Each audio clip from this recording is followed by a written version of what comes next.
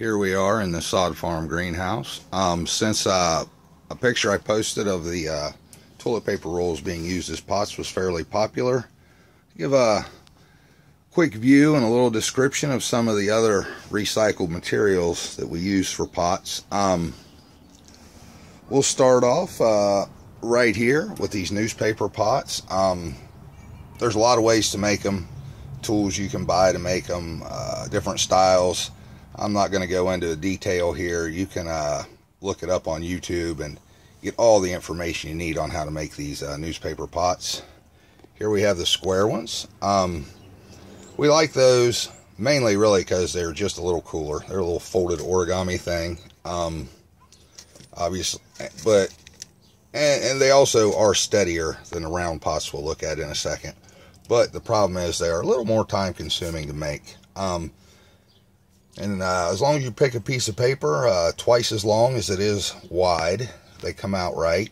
And if it's not quite that measurement, they come out a little wonky like this, but they still work. It's not really an intricate precision folding job. You can see how they're in the different sizes. Depending on the paper I used, what I'm going to plant in them, and how long it's going to be there. And I haven't got this far yet using these pots, but I do believe my experience with them, they tear apart so easily. I could probably transplant in succession by simply just ripping this pot. They rip very easily when wet. Dropping it in, a few weeks later. Or you can squeeze the plants out and reuse the pot, or you can just rip it. Here's some plants I didn't take very good care of, so we're going to use them to show how this is an older newspaper pot. It was probably used for about a month, so you see it held up pretty well. So when it's wet, they just fall apart and rip easily, but this one's more or less dried out, and I could use it again. This shows how easily they tear when they're wet, sacrificing these dead things. Horrible mistake on our part, but live and learn. That's why we don't put all our eggs in one basket, and we plant in successions and waves and different times, and just to so that accidents like this don't ruin our season. Poor thing. Okay, see how easily it tears, and I could rip out the bottom, set it in the ground. Round pots, just the same as a square, different sizes of paper. What you do is you roll them around something, whatever size paper you choose. Well, and you pick different objects. I think these were rolled around an extra heavy duty cardboard tube. These were rolled around a smaller size, like Campbell's soup can. These were rolled around a medium to average size can. So you get the exact size you want and height depending on what paper you use. You see there's a lot of different heights here. I could make them. Great for starting seeds. Great for tall ones. Great for letting something like a tomato develop a nice long deep root system. Then I can simply tear the paper off, set it in the ground, and it will not disturb those roots. They'll go in nice and comfortable. Be able to spread. Said I kind of like those for tomatoes. They can get a deep root, and I can get a lot of small spice. These are something, you get about 76 of these in one 10 by 20 flat. About 36 of these. Okay. Like I said, I'll use these maybe for tomatoes.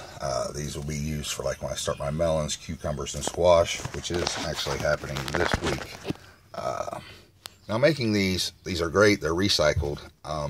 They biodegrade very well. They hold up just the right amount of sturdiness and dissolving.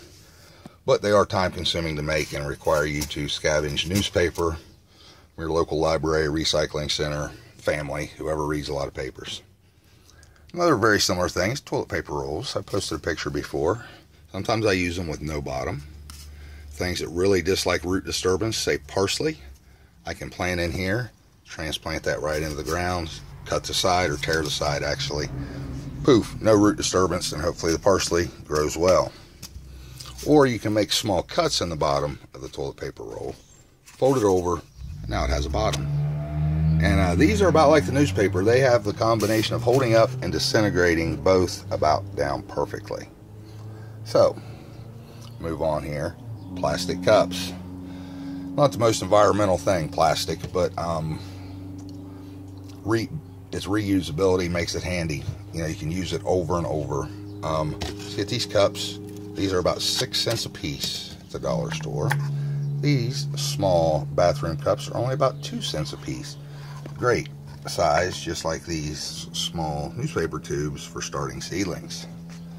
And of course, they have all different sizes and varieties of plastic cups. I just set them up like this in little stacks and drill holes in them with my handy drill for drainage, and away they go. I could probably use these for years, actually. I will use those for years. These, I may or may not poke a hole in the bottom, depending. And here's various things. You see, gardeners hoard things a lot. If you know a serious gardener, they have a lot of these stashed somewhere, probably. A lot of these things. A lot of all types of pots stashed. And you can also find these pots, once again, like the newspaper, at the local recycling center. Here is a mini greenhouse. Well, that's what I'm calling it. What it was a strawberry container. And now I've dropped it on the floor. We can put some dirt in there. I cut the hinge so that I take the top all the way off. And until it germinates. I usually put lettuce in these. Until it germinates, I keep the top on, and once it germinates, I take the top off and set it underneath it like a little pot tray. Awesome, I love these. A little farther down the line on recycling, you can make these pots out of 2 liters. Once again, drill holes in the bottom, just like in the plastic cups. It's recycling. I've used these forever. I was feeling especially energetic and creative. I made these small bottoms with no hole drilled. Wow, set that down in there. Look at that. So nice. All right, moving on. Show some of these things in action. You'll see the wide variety of pots. Like, look at this. This come with, I believe, petunias at one time. What's it say? Well, it doesn't say. I think they were petunias. There are the newspaper pots in action. I like to put them in those fat, low, round pots to make small batches of things, keep me organized, because I get kind of confused with all these plants in here. Where else do we have some recycling in action? There's some of those small trays in action. Starting some yellow pear tomatoes. One thing I have not found a way to get around is buying these flats. If you're planting a lot, these 10-20 flats are pretty much invaluable. Over here to the tomatoes and peppers. See, there's one set of pots. There are the plastic cups. There's a different type of recycled pot. There are newspaper pots in action. Different types of recycled containers. There are the 2 liters in action full of lemon balm. See, so it's just a riot of different pots we use in here. It's a lot of fun, actually. This setup's kind of getting to be my favorite because I can plant small batches and keep them organized with the round pots in there. But see how nicely the square pots fit and stand up. This is a downfall of these cups. They wobble. They fall over when you're carrying them if you're not very careful. That stinks. But other than that, they're almost perfect in their cheapness and durability and size. Well, that's it. And I hope you found something here that you can use in your own garden. And remember, nothing compares to local, fresh, naturally produced produce. Fruits, livestock. It may be healthier.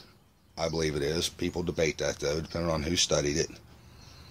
But it's definitely nicer to nature. It's nicer to our planet. And I guess the number one thing is it tastes a lot better. You can taste the difference between a local grown, fresh, ripe heirloom tomato and a grocery store tomato. They are not even the same fruit. So, enjoy and have a good day.